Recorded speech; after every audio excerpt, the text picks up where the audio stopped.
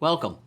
I wish we could all be together. I mean, not here in my house, but like we were last year at a nice hotel with a cocktail. And with that in mind, if you want to pause the video and go pour yourself a drink, I'll wait.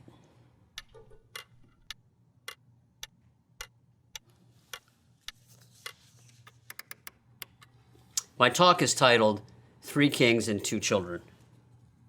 And the issue is really, what do people actually believe in an age of political correctness? So that question has actually been on my mind for most of my adult life. So today I run the Becket Fund for Religious Liberty, and I'm the board chair for Focus, the Fellowship of Catholic University Students. Focus goes on campus and spreads God's truth, and the Becket Fund is a public interest law firm that defends Focus missionaries and actually every other American in that effort to seek the truth and live the truth. I didn't start my career trying to protect the truth. I started my career on Wall Street. And actually, at least in the early years, I thought of my work as completely distinct from my life as a Christian. You see, I'm a convert. I was not raised a Christian. I was not raised in any religious belief. My parents and my grandparents were not believers. Like many Americans, they had replaced religion with a way of thinking of civic virtue, so they led very orderly lives, but they never addressed that question, what is truth? But it was that question that drove me into the arms of the church when I was 22.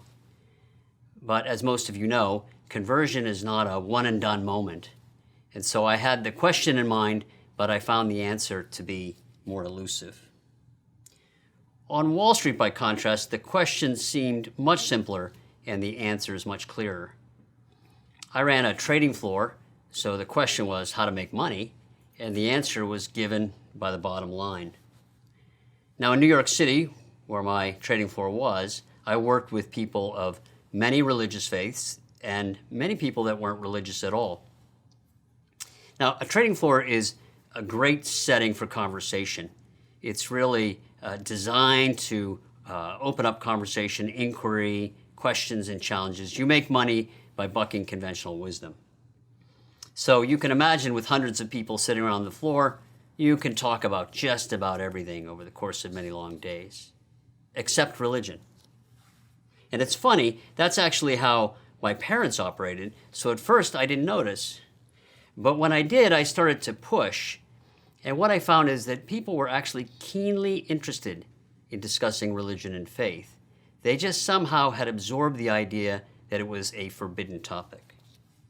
So why do people feel that way?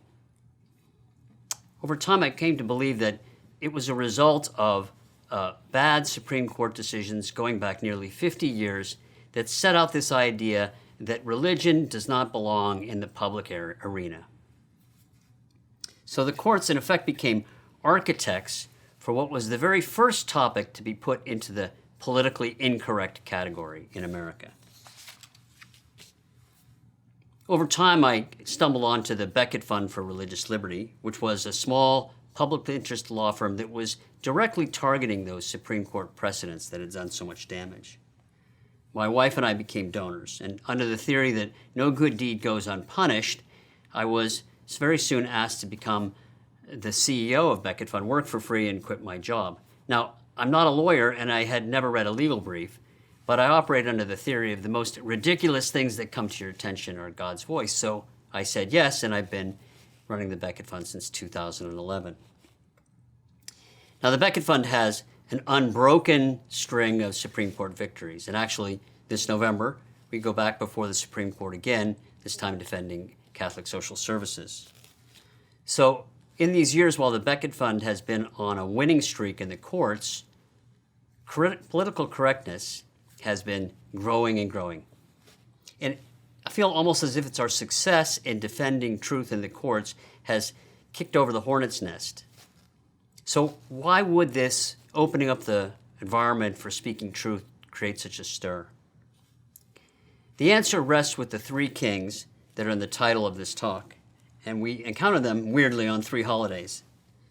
1961, Halloween in Russia, 1989, Christmas Day in Romania, and 1946, New Year's Day in Japan. So the Russian story actually starts 40 years before that, 1961 Halloween Eve.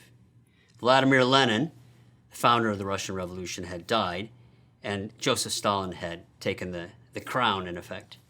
So under Stalin, all of the crimes of communism metastasized.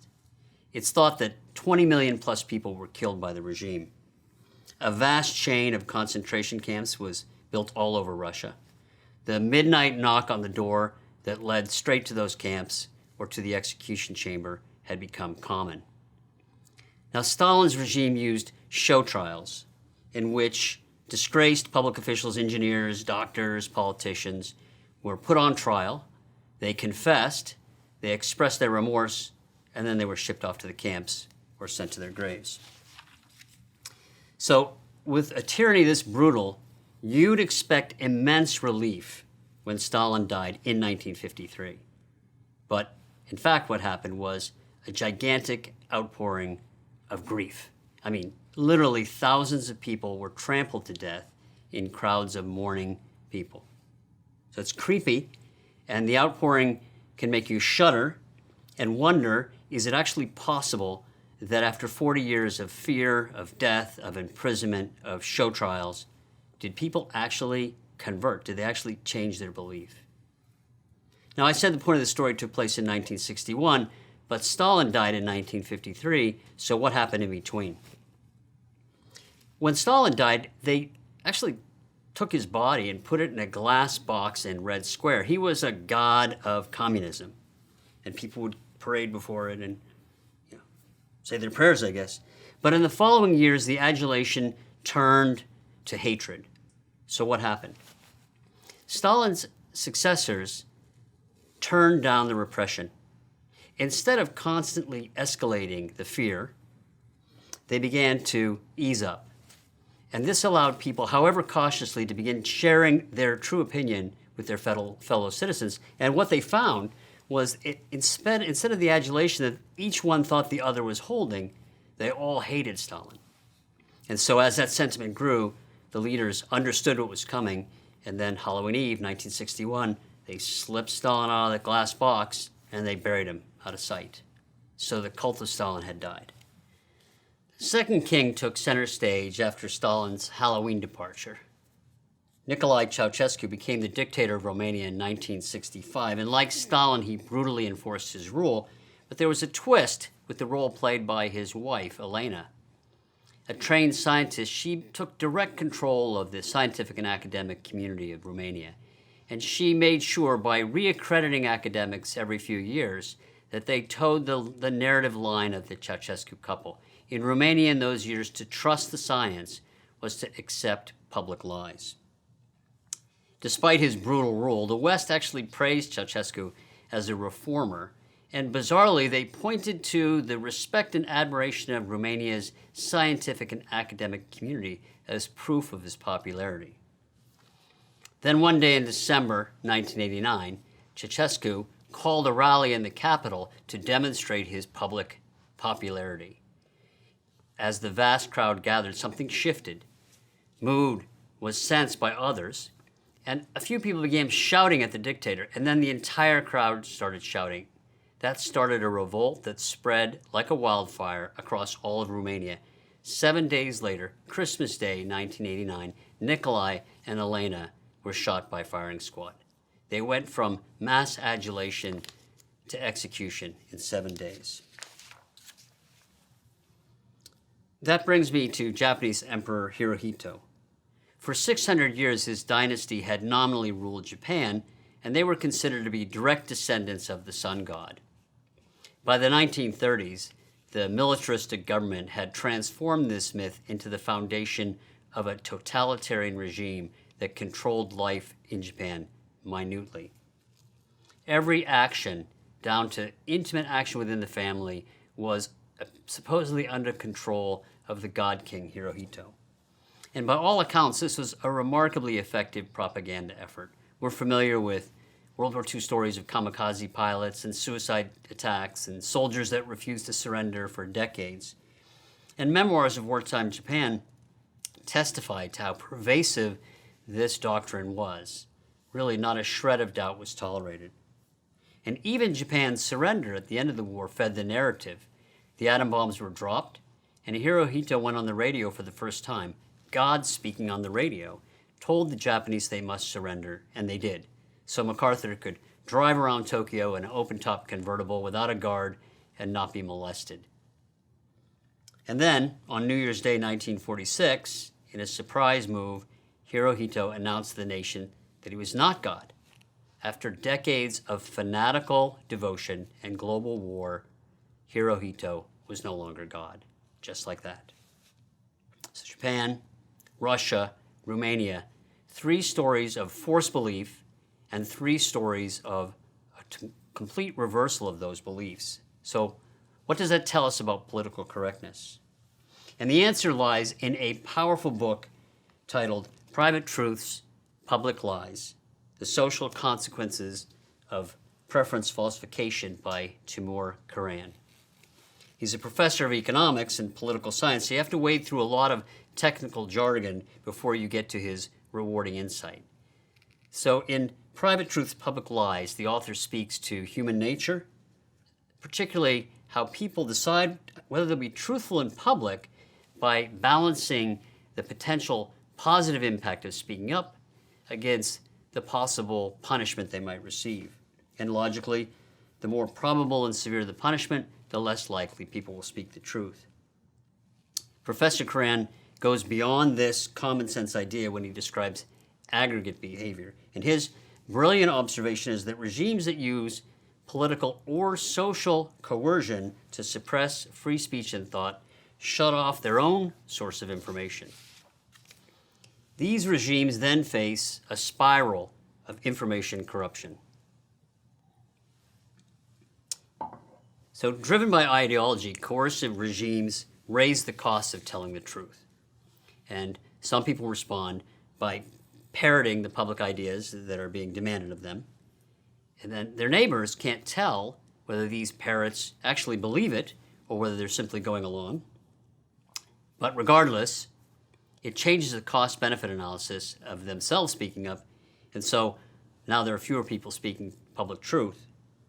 But the regime can't be satisfied. Just like common everyday citizens, they actually don't know which of those people parroting the politically correct lines truly believe and which don't.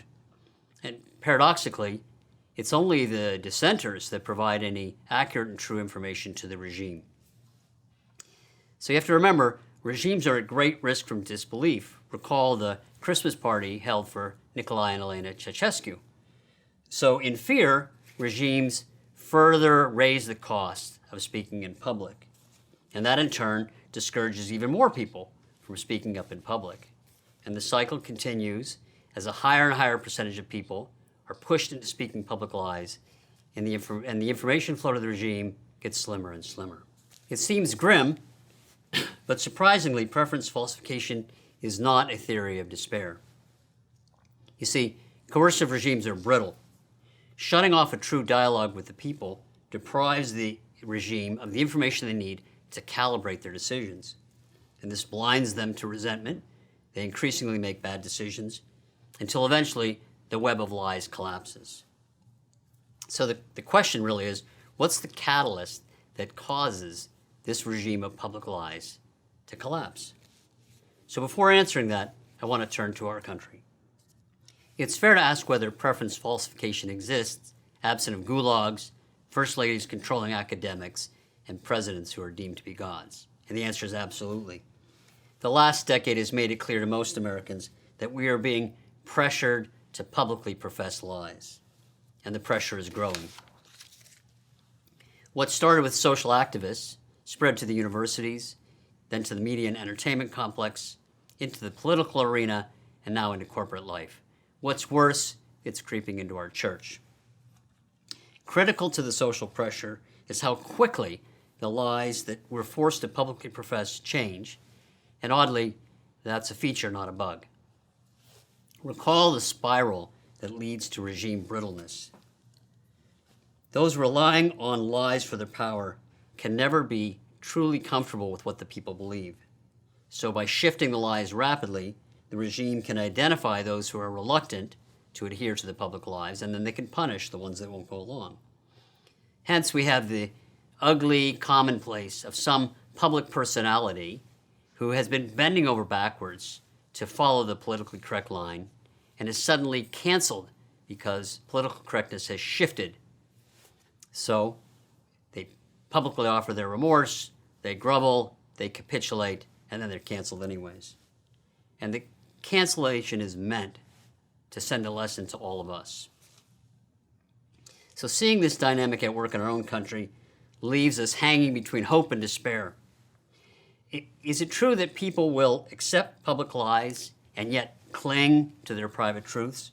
Or, conversely, will prolonged engagement with public lies lead them to forget the truth? But recall the three things that I discussed controlled truth to the minute level down to the family life, and they sustained it for decades and even generations. And yet all of them witnessed the evaporation of their web of lies. Coercion did not equal persuasion. Preference falsification gives way to a cascade that goes the other direction. And that brings us back to the question, how does it happen? And the answer is given by the two children that are the other part of my title to this talk. So at Napa some years ago, I talked about the fairy tale of the emperor's new clothes. And that's the story of a powerful king and his courtiers who believe themselves superior to their fellow citizens. They're woke, we're deplorable. And then a con man comes and sells a suit of clothes to the vain king, and he tells them that the cloth is visible only to the most sophisticated, only to those who trust the science. And the king can't see the clothes, neither can his aides, but in their cowardice, in their arrogance, in their fear, they keep the private truth to themselves, and they embrace the new public lie, clothes that only the sophisticated can see. So the king parades in public with his new suit of clothes, and the public has been warned that only the most loyal can see the clothes, and cowed into silence for a long time, they let the king proceed with his parade naked, until a child spots the king and says the obvious: the king has no clothes. So a few people laugh, then others take courage from the laughter, and then they all laugh. And then the king follows the path of Ceausescu, ending his regime. So what happened? As I said, preference falsification is brittle, and that single truth uttered by that young child pierced the lies. And then that leads to people releasing the private truth they've been holding in their hearts, and it ruins the fabric of the public lies. So childhood innocence shielded that boy from public lies, but for adults, there's another shield for truth, and it's offered by another child, and that child arrived on Christmas Day, not 1989 in Romania, but 2,000 years earlier in Nazareth. For as we know, truth is at the heart of Christ's ministry. I am the way and the truth. You shall know the truth, and the truth shall make you free. When Christ is confronted by Pontius Pilate in what I think is one of the great scenes of the gospel, Jesus tells Pilate, "For this I have come into the world, to bear witness to the truth. Everyone who is of the truth hears my voice." And Pilate's answer is the cry of our age. What is truth? Was Pilate being dismissive? Or was he being cynical? Or was he truly yearning? And I think it's all of the above. And what answer does Jesus give, knowing as we do that he was seeking the salvation of Pilate as much as he seeks the salvation of us? So Pilate asks Jesus what is truth, and Jesus answers him by his death and resurrection. So what about us? What are we to do about public lies that banish private truths? How are we supposed to contribute to the collapse of this increasingly brittle regime of lies in our own country? I think we have to seek the innocence of the child that sees what is obvious. The emperor has no clothes. We have to take the shield of faith offered to us by Christ to withstand the suffering that comes when we speak the truth. This can seem daunting. The cross is intimidating. But in the case of our politically correct culture, start small, like the child. Speak the truth, even if it's only one time, and have confidence that God will be with you. In my work at the Becket Fund, I have found a deep reservoir of courage across the country among so many people, whether it's the Green family fighting to keep Christian principles as the foundation of their business, or the Little Sisters of the Poor refusing to yield the teachings of the church. So I think we should step forward and join them. Billy Graham was fond of saying, "The courage of one brave man stiffens the spine of another." Be an inspiration, even if it only be to the few people that surround you at work. The answer to the challenge of our day is the same answer it's always been: the truth. The end of a web of lies begins with a single truth and a single truth teller. That's the role God has given each of us. Pray for him for courage to be that voice. Thank you.